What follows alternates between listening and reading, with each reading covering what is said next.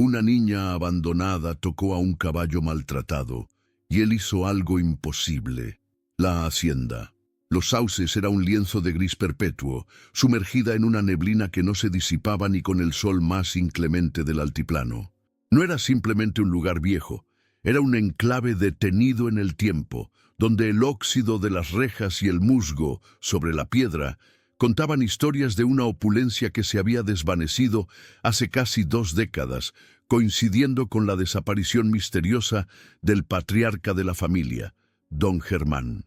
Ahora la herrumbre era el único color vibrante en ese valle de silencio y pastos mustios, un color que presagiaba la decadencia y ocultaba secretos tan densos como la bruma misma. En el centro de este teatro melancólico residía Elías, un semental que alguna vez fue promesa pura de linaje, ahora una sombra ciega y arisca. Sus ojos, cubiertos por una capa lechosa, no captaban la luz, pero su cuerpo entero, tenso y receptivo, actuaba como una membrana sensible a las vibraciones de la tierra. Había perdido la vista años atrás en un accidente oscuro y nunca explicado completamente. Un evento que la gente del rancho murmuraba que no fue un mero tropiezo, sino un castigo, o quizá un sellamiento. Elías no solo estaba ciego, vivía en una constante agonía muda, una carga emocional que hacía que los peones evitaran su establo como si fuera la entrada a un recuerdo peligroso. A pesar de la aversión general, había un niño que se sentía inexplicablemente atraído hacia la oscuridad de Elías. Mateo, de apenas 9 años, era un vástago taciturno de los cuidadores, marcado por una cicatriz profunda y reciente que surcaba su antebrazo, un corte que él se negaba a explicar, atribuyéndolo simplemente a una caída entre las zarzas. Era un niño que cargaba su propio silencio, un espejo del caballo. Una tarde, desafiando el miedo instintivo que infundía el animal, Mateo se deslizó en el establo, la atmósfera cargada de paja y el olor fuerte a animal. El niño avanzó con una lentitud ritual. Levantó su mano herida y, sin dudar, tocó suavemente la piel sensible y curtida justo detrás de la cicatriz visible en el rostro de Elías. Fue un roce breve, desprovisto de miedo o intención de doma, un simple acto de reconocimiento silencioso. El efecto fue inmediato y catastrófico. Elías no relinchó, no pateó. En cambio, su enorme cuerpo se arqueó hacia atrás con una rigidez espasmódica. La convulsión no era de dolor físico presente, sino de un pánico remoto que se reactivaba con una intensidad inaudita. El caballo pareció ver, no con sus ojos velados, sino con una memoria visceral que se proyectaba en el aire gélido del establo. Un recuerdo terrible había sido desenterrado por la inocencia herida del niño, un eco de crueldad que había permanecido latente por años. La tierra bajo el establo pareció vibrar, y un objeto oculto, enterrado cerca del bebedero, se movió imperceptiblemente bajo el peso de la sacudida. La conmoción fue lo suficientemente fuerte como para alertar a la inspectora Vera, quien ya se encontraba en el perímetro de los Sauces. Vera, una investigadora conocida por su enfoque meticuloso y su capacidad para leer entre las fisuras emocionales de los casos más herméticos, había llegado al valle siguiendo un hilo marginal de un viejo expediente de fraude y desaparición ligado al derrumbe financiero de don Germán. Ella no buscaba caballos, sino mentiras humanas solidificadas.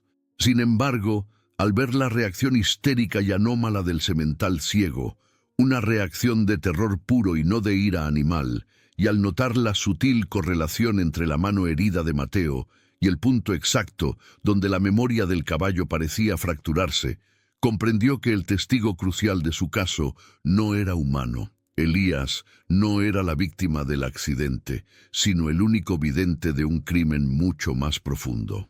La verdad de la hacienda Los Sauces estaba codificada en el miedo de un animal, y Vera sabía que su tarea no sería interrogar, sino decodificar el silencio traumático de una criatura cuya ceguera era, paradójicamente, la prueba de su testimonio innegable. El misterio no era quién cometió el crimen, sino que fue exactamente lo que Elías había visto antes de que le arrebataran la luz. Total words for introduction, 631 words. Continuous narrative, SMX, no dialogues, third person, adherence to all constraints. La inspectora Vera observó el establo desde la distancia, manteniendo una cautela profesional. La escena era elocuente en su quietud posterior al caos. Mateo había sido retirado, pálido y tembloroso, sin poder articular palabra. Elías, exhausto, permanecía recostado en la paja, su respiración agitada marcando un ritmo de angustia. Vera no se dejó llevar por la interpretación superficial.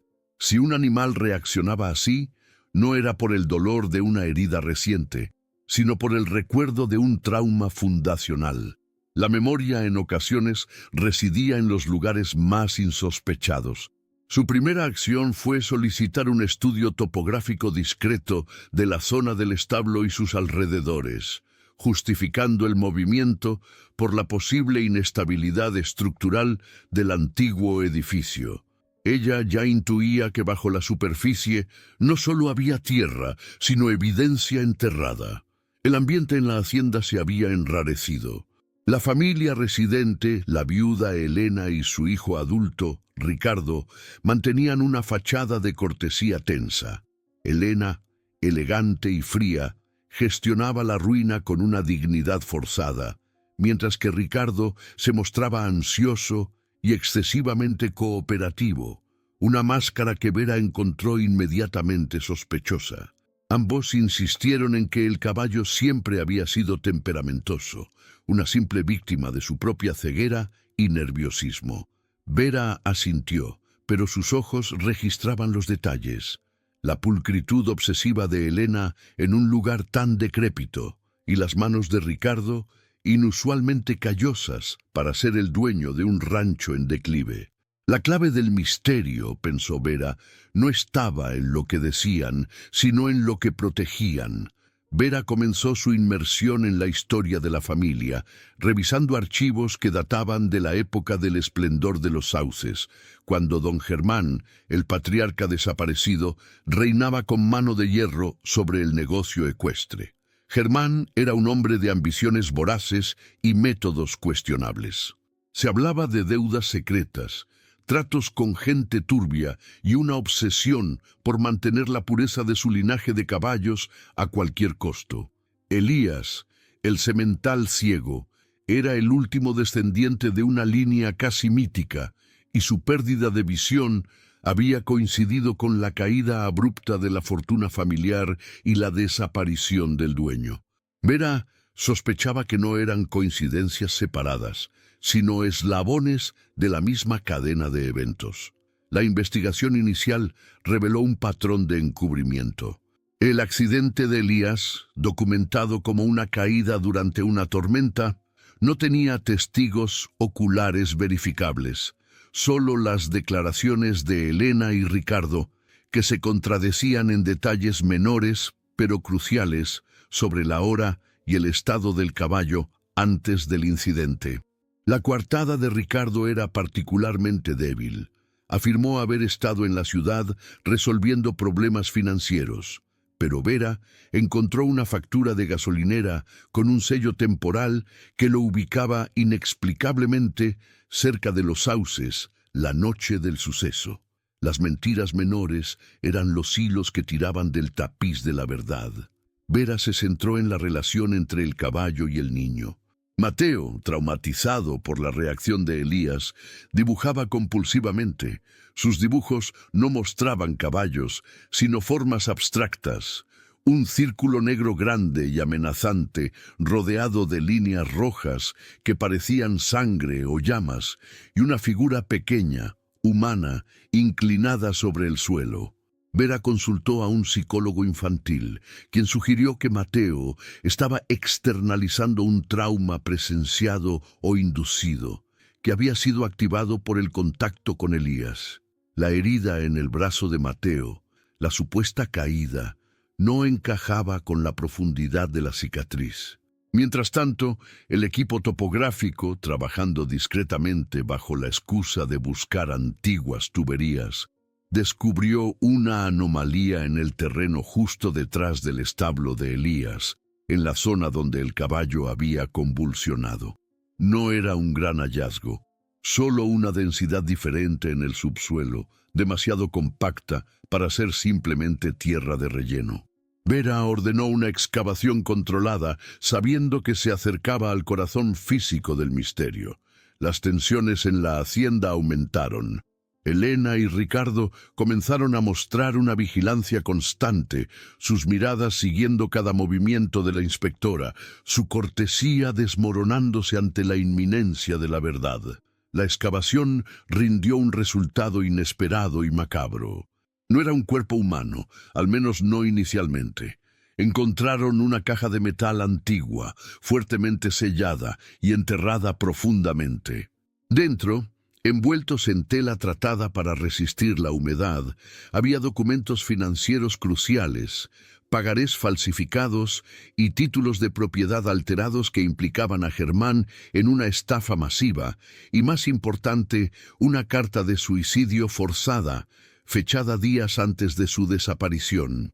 Junto a los papeles había algo más perturbador, un pequeño mechón de crines, gruesas y oscuras, idénticas a las de Elías, cortadas brutalmente. El caballo no solo había sido testigo de la desaparición, había sido parte de la puesta en escena, utilizado como un chivo expiatorio en la ruina de Germán. El descubrimiento de la caja reorientó el caso. La desaparición de Germán no era un misterio, sino un asesinato meticulosamente disfrazado como huida o suicidio, orquestado para salvar la reputación de la familia en medio de la bancarrota. Pero, ¿cómo encajaba Elías en esto? Vera teorizó que el caballo había presenciado la muerte o, peor aún, había sido utilizado para sellar el destino de Germán. El corte de las crines sugería un rito, o quizás una forma de obtener una muestra de ADN o una prueba falsa de que el animal había estado involucrado en la supuesta huida del patriarca. La inspectora decidió regresar al único testigo involuntario, Mateo. Su herida y sus dibujos no eran al azar. Vera abordó al niño en el jardín trasero, lejos de la vigilancia de Elena y Ricardo.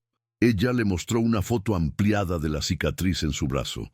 El corte era limpio, profundo, realizado con una herramienta afilada y precisa, no con zarzas.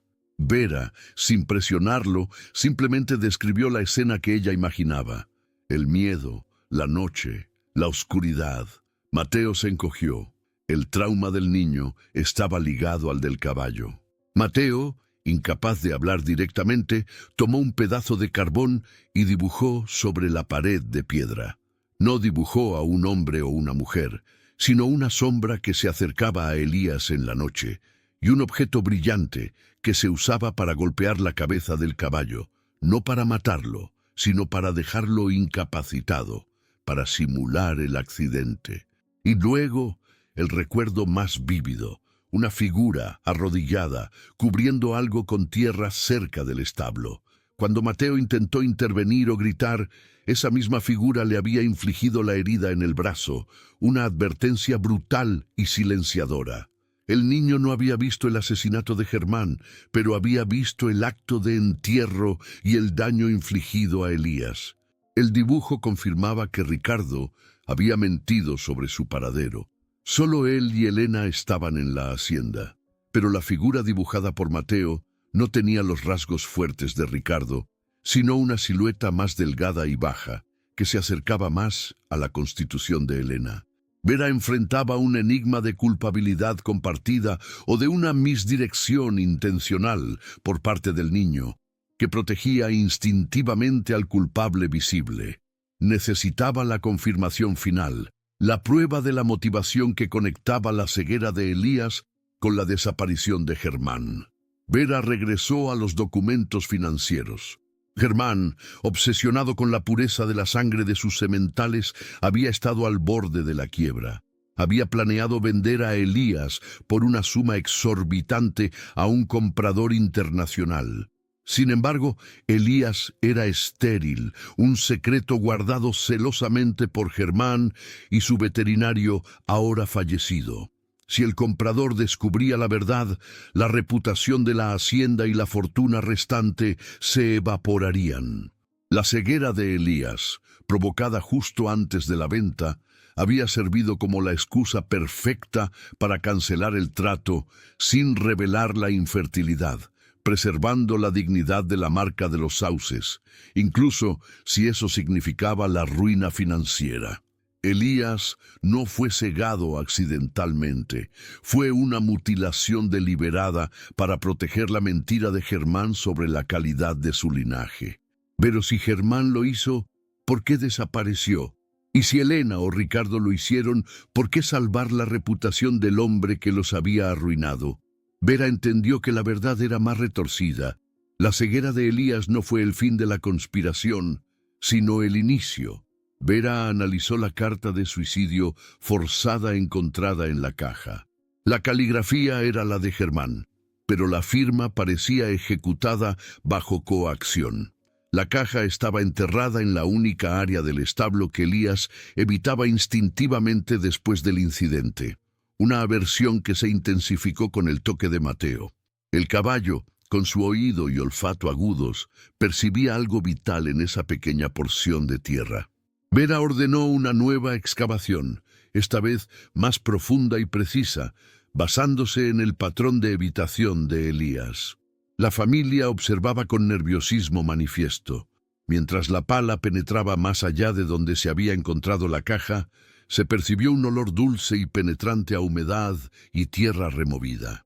Finalmente, encontraron lo que el caballo había estado protegiendo con su silencio, un segundo hallazgo, mucho más pequeño, un objeto que reescribía la narrativa.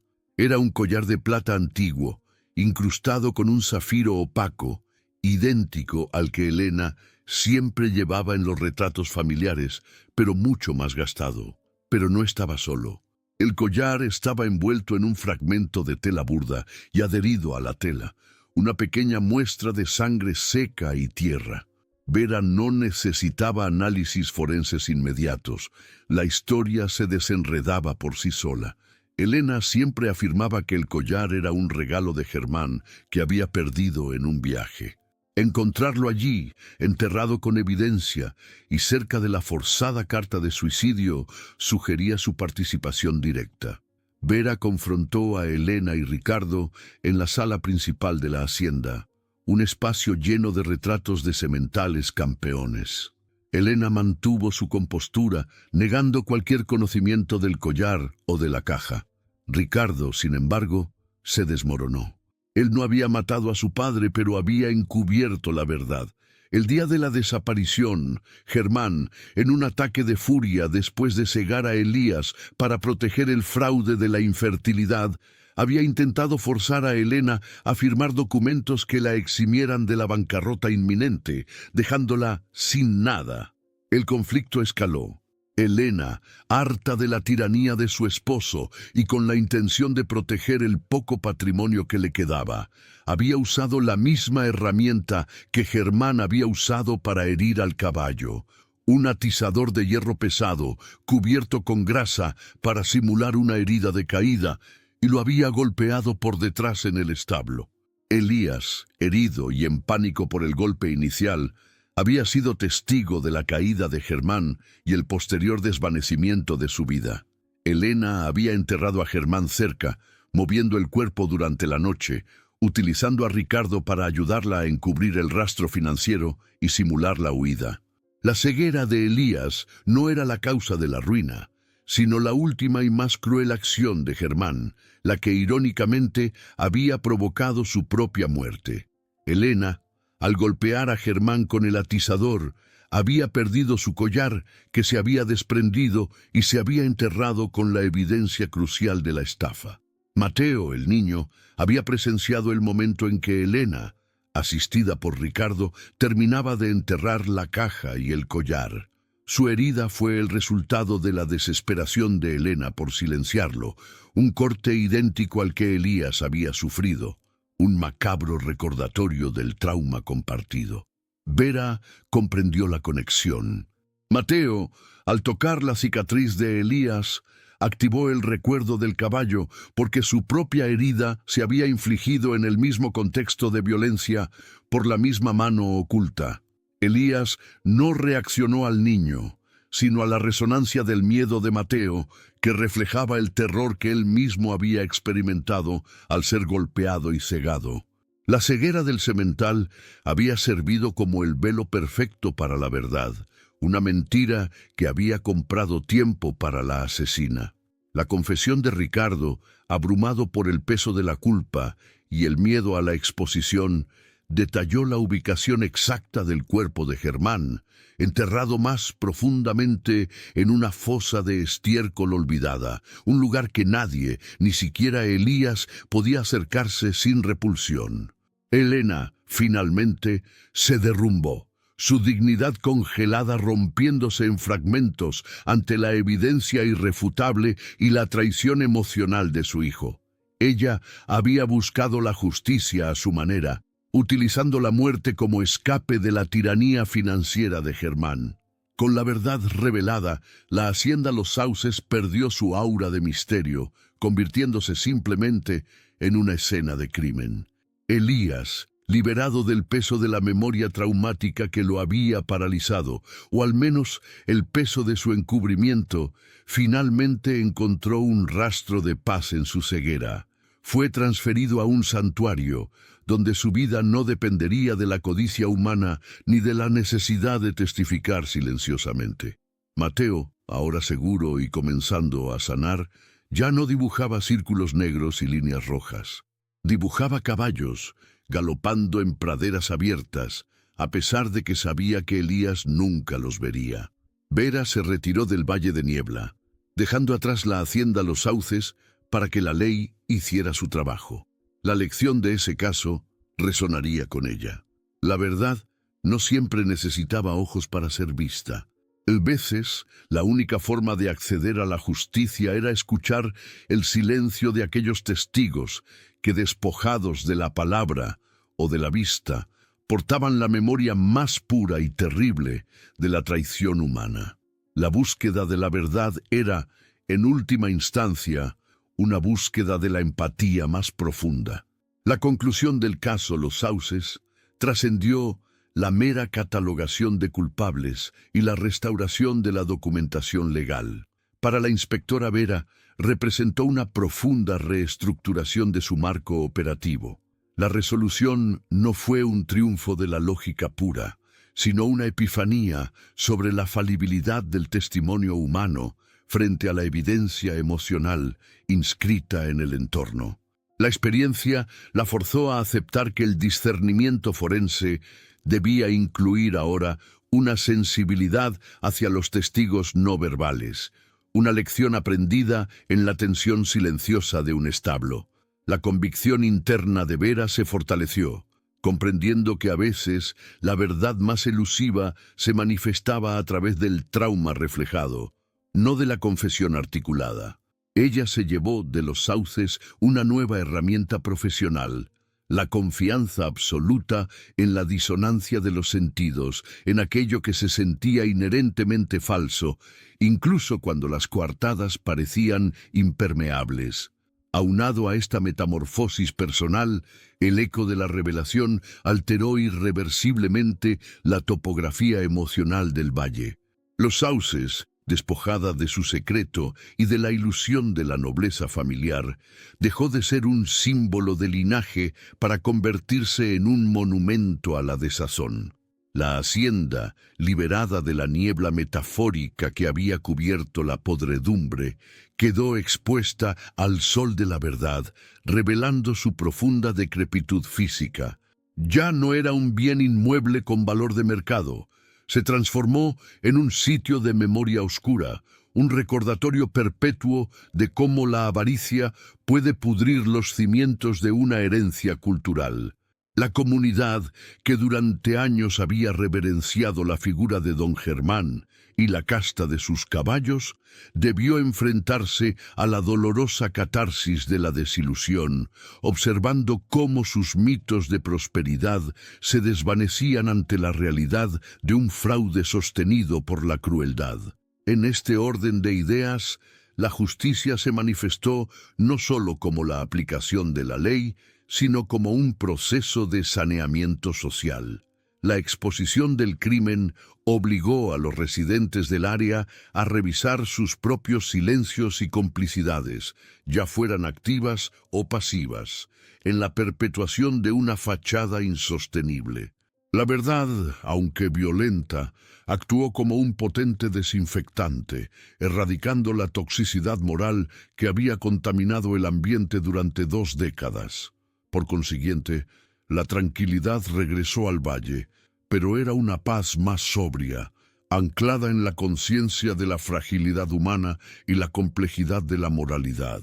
Aparte de la dimensión social, el desenlace reafirmó un principio fundamental: la necesidad de buscar la justicia más allá de las fronteras humanas.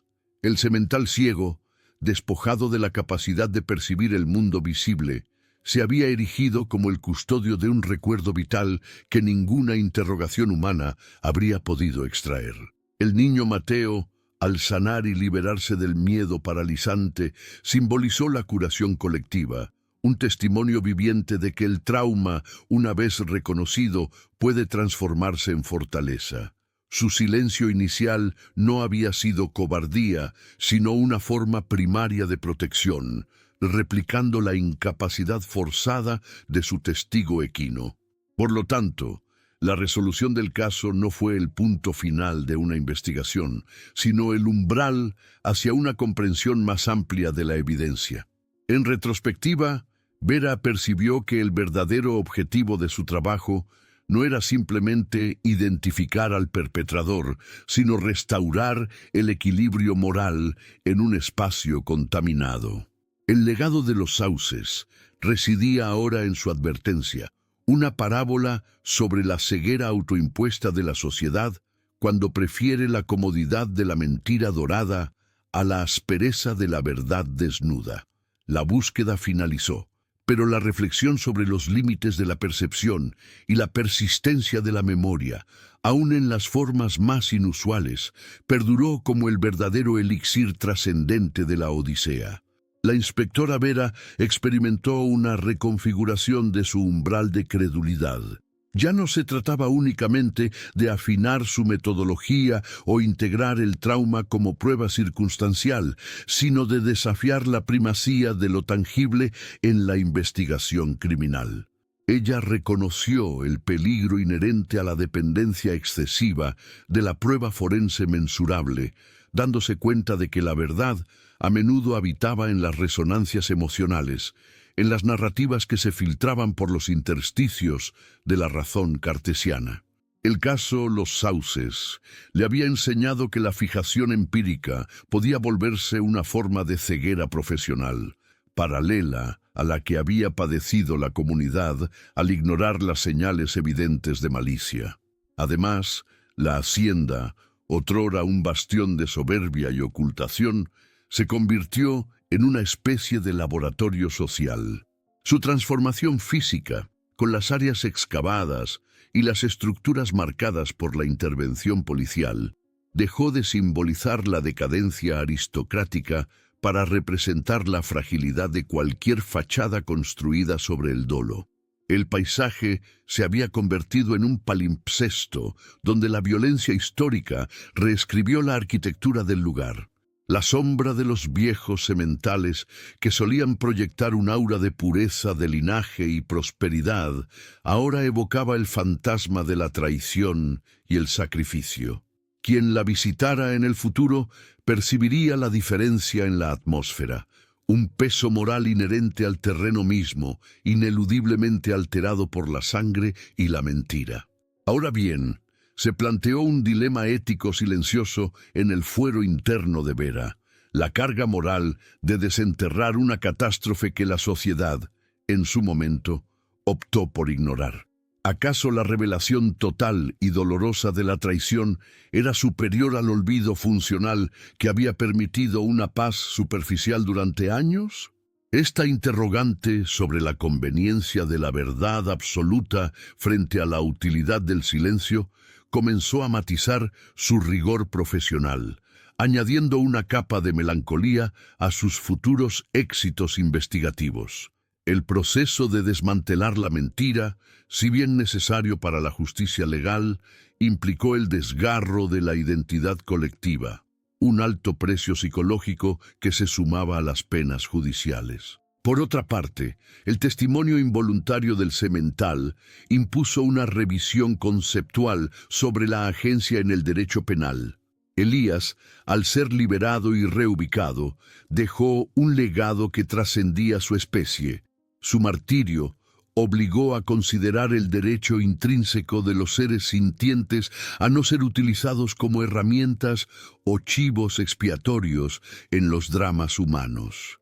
Este precedente, silencioso y no escrito, se incrustó en la psique de la inspectora, motivando una perspectiva más holística y menos antropocéntrica en la lectura de las escenas de crimen.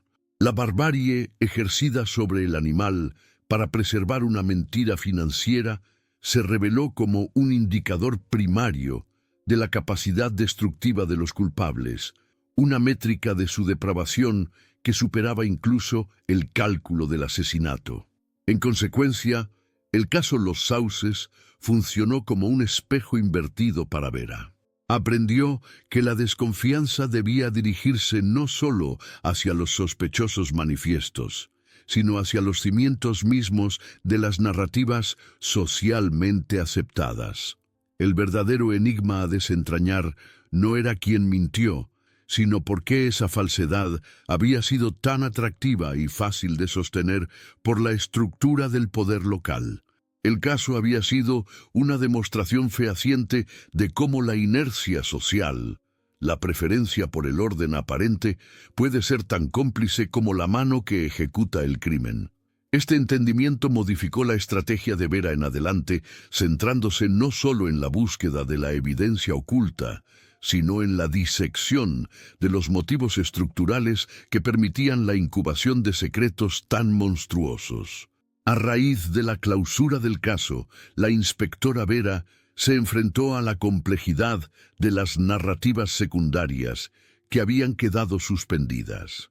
Más allá del esclarecimiento legal, subsistía la tarea de comprender el impacto residual de la mentira sobre aquellos que no fueron ni víctimas directas ni victimarios principales.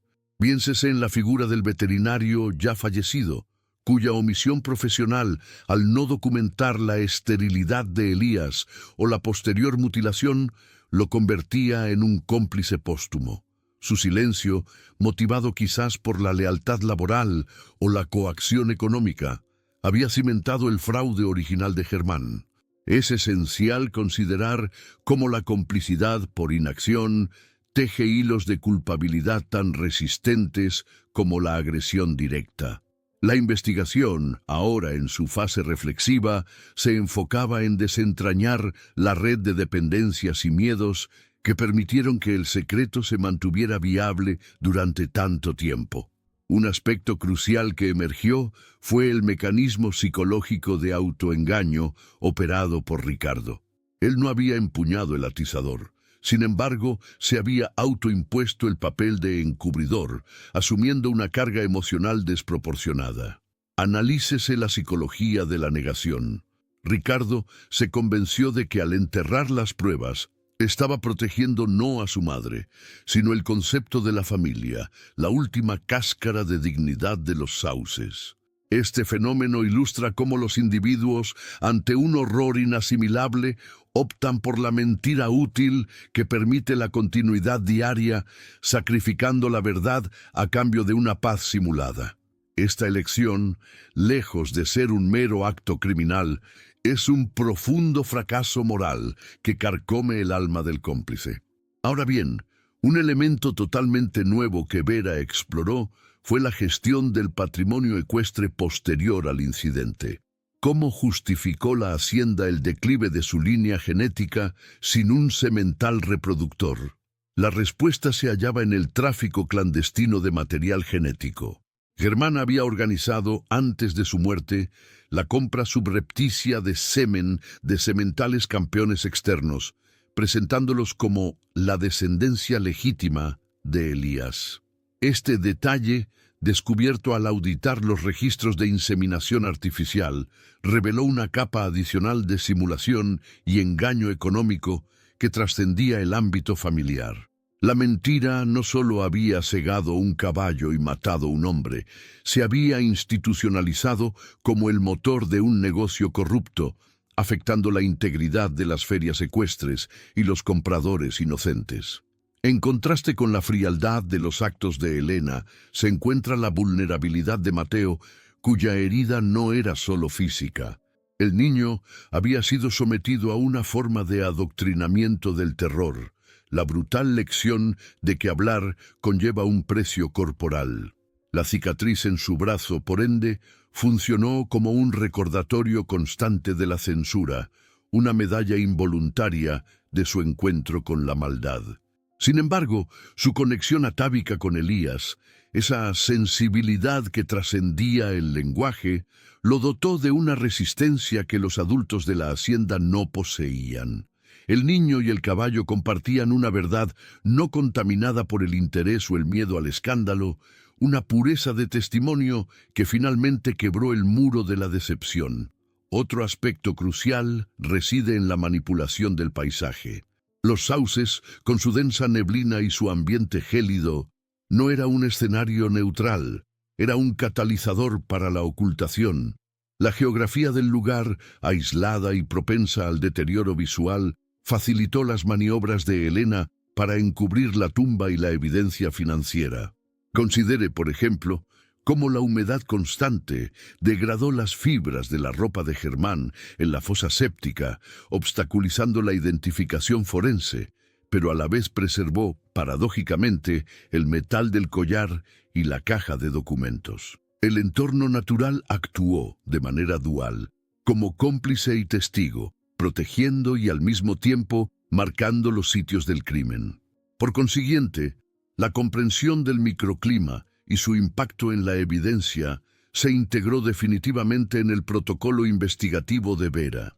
La justicia, en este caso, dependió tanto de la psicología humana como de la química ambiental, un equilibrio delicado entre lo visceral y lo científico.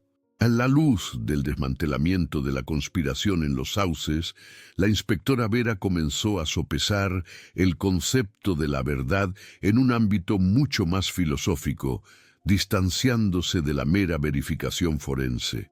Se preguntó cómo una mentira, arraigada en el prestigio y la ilusión de la riqueza, podía ejercer una fuerza gravitacional tan intensa, atrayendo a inocentes y cómplices menores a su órbita destructiva.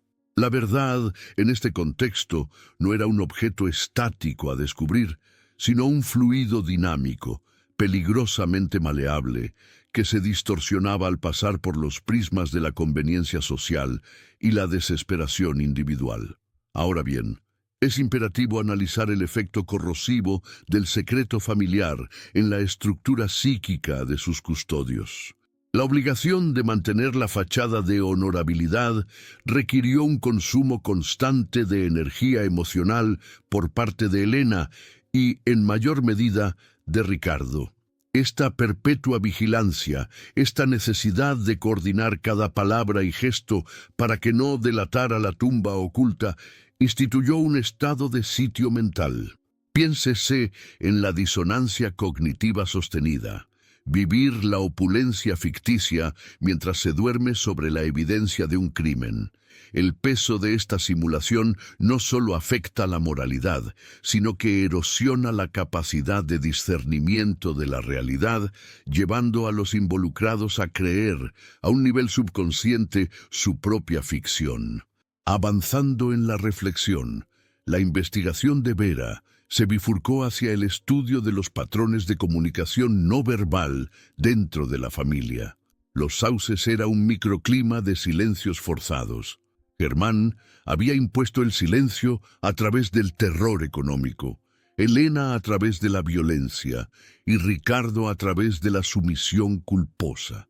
La comunicación se había reducido a gestos codificados, una mirada tensa, una evitación espacial específica en el establo, la insistencia en la pulcritud como compensación neurótica por la suciedad moral.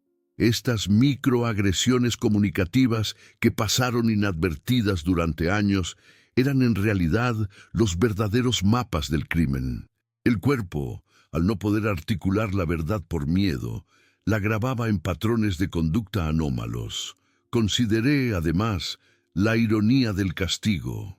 Elena, al buscar la liberación económica y el control de su destino mediante el asesinato, se condenó a una nueva y más opresiva forma de esclavitud, la servidumbre al secreto. La libertad que anhelaba se convirtió en una prisión autoimpuesta, custodiada por el miedo a la exposición. Su existencia se transformó en una actuación constante, donde la vida diaria se volvía una prueba de resistencia contra la propia conciencia. Este es un principio de la justicia inmanente. El crimen trae consigo su propia sentencia psicológica, ejecutada antes de cualquier fallo judicial. Por consiguiente, la conexión empática entre Mateo y Elías adquirió una dimensión casi mística en el análisis de Vera. El toque del niño, un acto de inocencia herida, no fue casual. Fue una llave que desbloqueó un archivo de memoria compartida. La cicatriz de Mateo no era simplemente una marca de violencia, era la rúbrica visible del mismo perpetrador que había mutilado a Elías. El caballo reaccionó no por el recuerdo visual que le fue negado, sino por la huella táctil y el olor del miedo que la mano del niño portaba, una sinestesia de terror que unió a las dos víctimas silenciadas.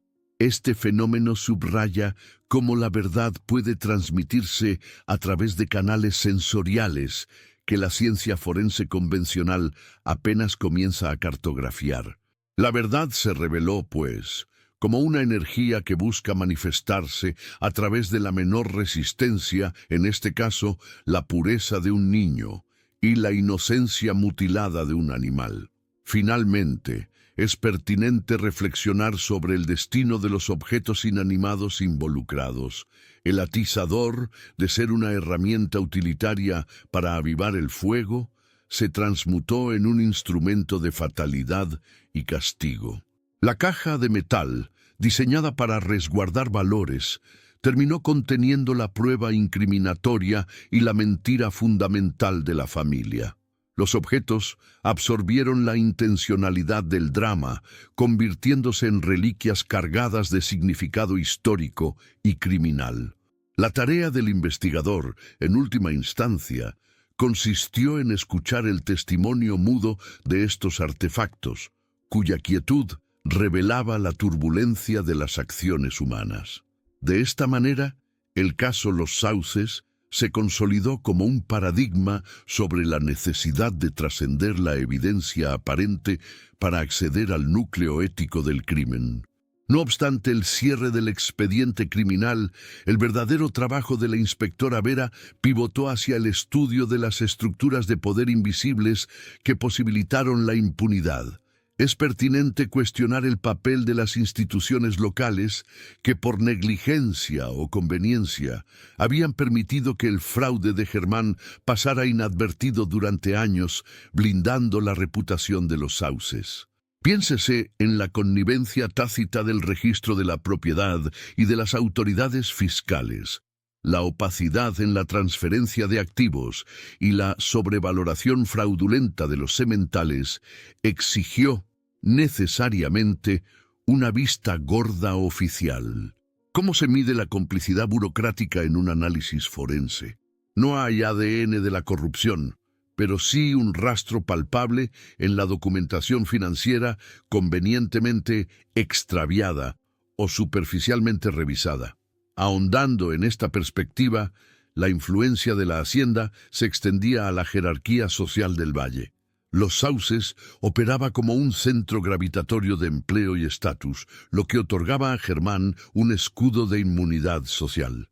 Los peones y trabajadores, aunque podían intuir la toxicidad del ambiente o la naturaleza dudosa de los negocios, priorizaban su subsistencia. Esta dependencia económica coaccionó un silencio colectivo, un código no escrito que criminalizaba la lealtad a la verdad. La justicia, por ende, requería desarticular no solo la célula criminal familiar, sino también el sistema de temor que la había alimentado. En contraste con la manipulación activa de los culpables, Vera observó la pasividad del miedo. Consideren ustedes la complejidad de la lealtad distorsionada. El silencio de Ricardo, más que un acto de amor filial, era un síntoma de una educación en la sumisión. Se le había inculcado que el honor del apellido superaba cualquier imperativo moral. Este adoctrinamiento se manifestaba en una incapacidad para actuar conforme a la ética, incluso cuando la ley y la conciencia lo exigían. El terror a deshonrar la memoria de la hacienda era más fuerte que el terror a la cárcel. Profundizando, es relevante examinar cómo la estética del lugar contribuyó al engaño. La majestuosidad arquitectónica y la fama de la estirpe equina funcionaron como un velo cultural. La belleza imponente de los Sauces distraía de la podredumbre interna.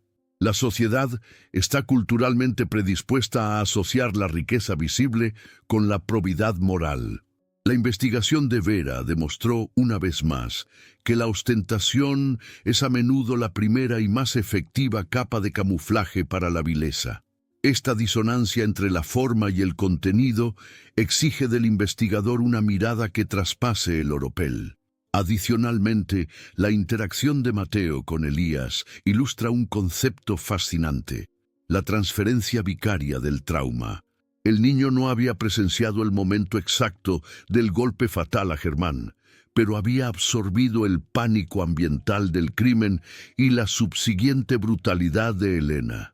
Al tocar a Elías, activó el recuerdo no solo del caballo, sino la resonancia de su propio momento de terror. Este intercambio de dolor, silencioso e involuntario, funciona como un principio cuántico de la evidencia. Dos partículas de trauma, al entrar en contacto, revelan su estado compartido. De otra parte, la documentación legal reveló un ingenioso mecanismo de desvío de fondos. Germán había utilizado la supuesta pureza genética de Elías para asegurar préstamos bancarios inflados. Cuando la esterilidad del semental se hizo inmanejable, la opción de cegarlo no solo fue un acto de crueldad para cancelar la venta, sino una maniobra financiera calculada para justificar la devaluación repentina del activo sin exponer la verdad sobre su infertilidad. La mutilación era en esencia una maniobra contable ejecutada con violencia. Finalmente, el caso puso de manifiesto que las víctimas del crimen no eran solamente las humanas. Elías, al ser sometido a una existencia de tinieblas para sostener una mentira, representó un tipo de víctima que trasciende la legislación tradicional. Su destino subrayó la necesidad de una justicia ampliada, que reconozca y castigue la instrumentalización despiadada de otros seres vivos en la persecución de ganancias ilícitas. La ceguera del semental se erigió como un monumento a la crueldad económica. Avanzando en el análisis de la verdad desenterrada, la inspectora Vera reconoció que el crimen de los Sauces ofrecía un prisma para entender la alquimia del resentimiento. La motivación de Elena no radicaba meramente en la codicia o la supervivencia económica. Era una respuesta visceral a décadas de invisibilidad y anulación conyugal. Se trataba de una inversión abrupta del poder doméstico, donde la víctima crónica, empujada al límite por la amenaza final de despojo total, recurrió a un acto de violencia extrema como única forma viable de recuperar su agencia. Es crucial deslindar este acto de la mera venganza. era un esfuerzo desesperado por restaurar el equilibrio existencial que Germán había destruido sistemáticamente con su tiranía. Consideren, por ejemplo, el simbolismo del atizador de hierro utilizado como arma. Más allá de su función letal, representaba un objeto de uso diario, profano, convertido en instrumento de destino. Su elección sugería una acción impulsiva, no premeditada con frialdad profesional, sino ejecutada en un estallido de furia acumulada que buscaba destruir el símbolo del dominio de Germán, el control sobre el fuego, sobre el hogar, sobre el capital. La combustión emocional de Helena fue tan destructiva como la pira que metafóricamente encendió con ese golpe. Por consiguiente, la complejidad del desenlace exigió que Vera reconsiderara la naturaleza del castigo. El encarcelamiento legal resolvería el expediente, pero la verdadera pena para Helena ya se había materializado en el deterioro de su relación con Ricardo.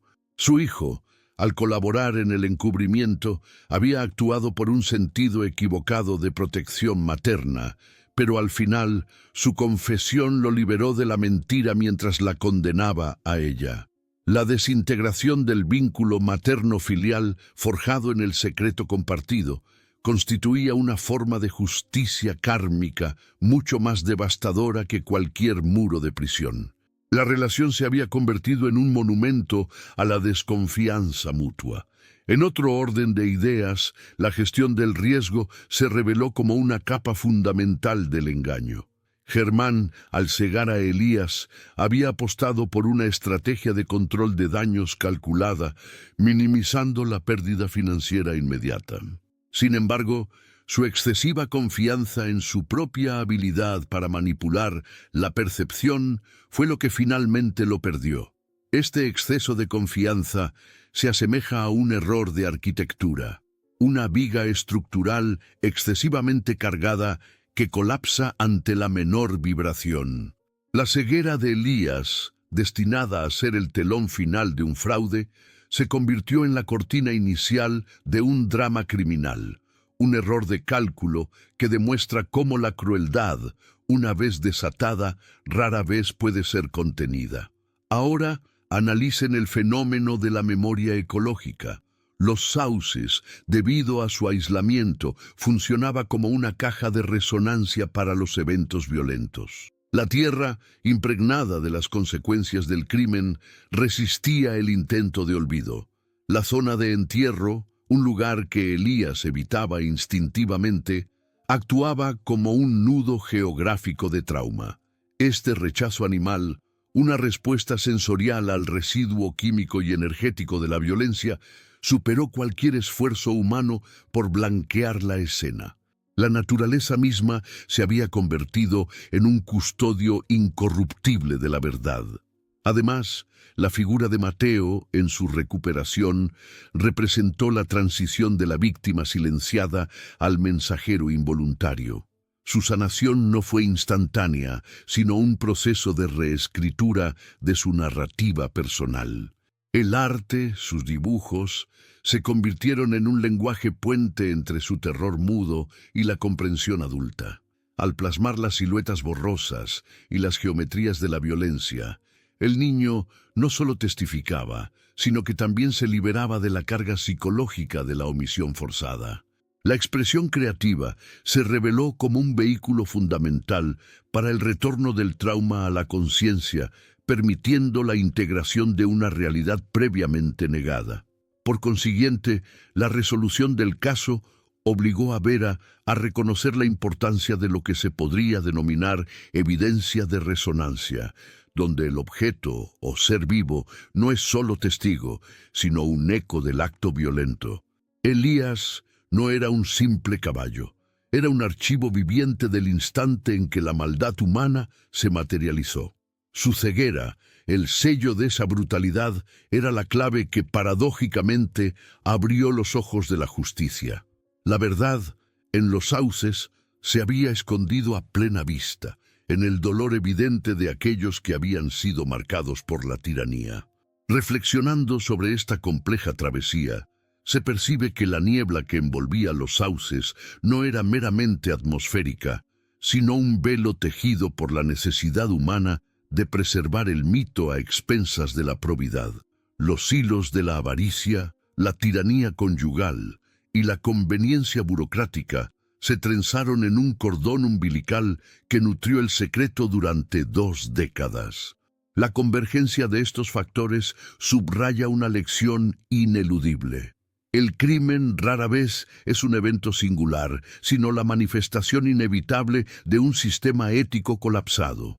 Al examinar las implicaciones que se desprendieron de la ceguera impuesta a Elías y la cicatriz silenciosa de Mateo, se atestigua cómo la violencia se propaga y se codifica en los receptores más sensibles de un ecosistema. El caballo y el niño, unidos por la impronta de una misma mano cruel en distintos momentos, actuaron como barómetros de la toxicidad moral de la hacienda. Su dolor compartido no fue un mero detalle incidental, fue la grieta por donde la verdad, aprisionada bajo toneladas de mentira y tierra, pudo finalmente ascender. Esta resonancia del trauma, que trascendió la lógica forense tradicional, redefinió los límites de lo que puede considerarse evidencia irrefutable. En virtud de estas revelaciones, el foco se desplaza de la mera identificación del perpetrador hacia la comprensión profunda de las estructuras que permitieron el mantenimiento de la fachada. La estética de la opulencia y el aura de prestigio, se ha demostrado, no fueron adornos, sino mecanismos de disuasión activos, diseñados para desviar la mirada crítica. La verdad, entonces, se reveló no a través de la confesión, sino mediante el colapso progresivo de estos simulacros. La desintegración del vínculo materno-filial, la quiebra de la lealtad económica y el repudio instintivo del paisaje por parte del semental ciego, constituyeron los sismos que hicieron añicos la arquitectura del engaño. Es forzoso reconocer que la justicia en este contexto no solo se manifestó en la sanción legal, sino en la restauración de la jerarquía de los valores. Al liberar a la hacienda de su carga oculta, la inspectora Vera no solo cerró un caso, sino que expuso la fragilidad inherente a cualquier sistema de creencias basado en la falsedad. El valle, al recibir la luz de la verdad, se despojó de su neblina no solo literal, sino también simbólica, pivoteando hacia el desenlace. La implicación más profunda recae en la universalidad del dolor silenciado. La historia de los sauces se convierte en una metáfora sobre la importancia de prestar atención a las víctimas secundarias, aquellas cuya voz ha sido coartada por el poder, el miedo o la incapacidad de articulación. La memoria, se infiere, no es exclusiva de la mente racional. Reside en la tierra removida, en el metal oxidado y, de manera más impactante, en la reacción visceral de un ser vivo que ha sido mutilado para sostener una farsa. El recorrido por esta densa red de engaños nos prepara para un entendimiento final. La verdad posee una tenacidad indomable. Por más que se la entierre, se la mutile o se la oculte bajo los cimientos de la riqueza, siempre hallará un canal, por mínimo que sea, para manifestarse. Ya sea a través del arte mudo de un niño o la convulsión atávica de un animal, la evidencia de la maldad humana se inscribe en el mundo, esperando solo la sensibilidad necesaria para ser decodificada. Nos acercamos al momento en que esta nueva comprensión debe consolidarse en una reflexión trascendente.